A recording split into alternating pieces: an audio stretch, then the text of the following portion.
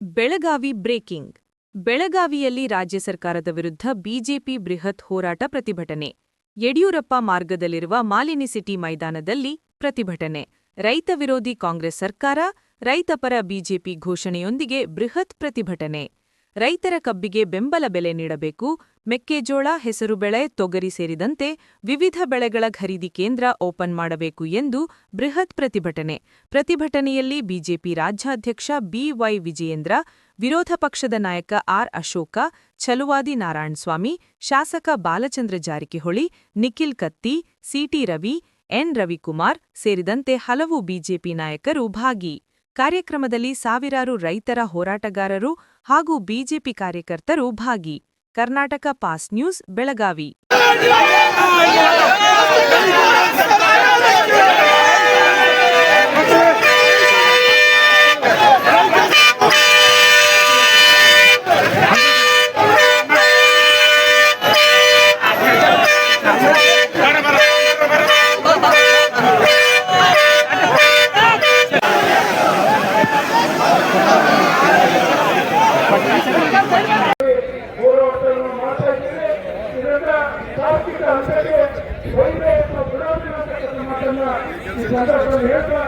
ರೈತ ಹೋರಾಟಕ್ಕೆ ಯಾವಾಗಲೂ ನ್ಯಾಯ ಸಿಕ್ಕಿದೆ. ಆ ನ್ಯಾಯ ಸಿಗುವವರೆಗೆ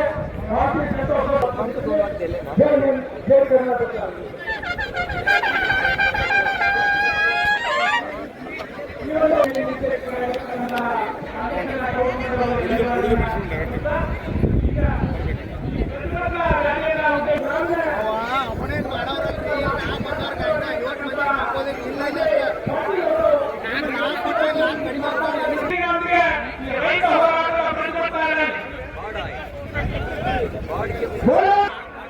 ವಿರೋಧ ಪಕ್ಷ ನಾಯಕ ನಾರಾಯಣಸ್ವಾಮಿ ಅವರಿರ್ಬೋದು, ಸಿಟಿ ರವಿ ಅವರಿರ್ಬೋದು, ಬಾಲಚಂದ್ರ ಜಾರಕಿಹೊಳಿ ಅವರಿರ್ಬೋದು, ನಮ್ಮ ನಾಯಕರು ಗೊತ್ತಿಲ್ಲ.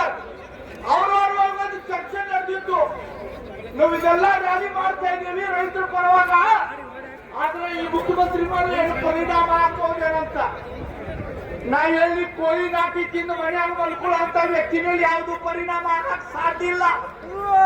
ಮುತ್ತಿಗೆ ಹಾಕಿ ನಿದ್ದೆ ಮಾಡ್ತಾ ಇವರು ಸರ್ಕಾರ ವಿಷಯ ರೈತರಿಗೆ ನ್ಯಾಯ ಕೊಡುವಂತ ಕೆಲಸ ಮಾಡುವಂತ ಜವಾಬ್ದಾರಿ ನಮ್ಮ ಎಲ್ಲರಿಗೂ ಇದೆ.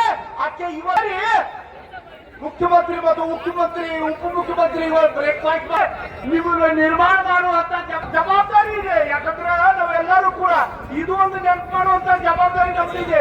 ಬಹುಶಃ ಸಿದ್ದರಾಮಯ್ಯ ಅವರ ಡಿ ಕೆ ಶಿವಕುಮಾರ್ ಅಲ್ಲಿ ಏನು ಜೋಳಕ್ಕೆ ಖರೀದಿ ಕೇಂದ್ರವನ್ನು ತೆಗೆದೇ ಇರ್ತಕ್ಕಂಥ ಸಿದ್ದರಾಮಯ್ಯ ಅವರಿಗೆ,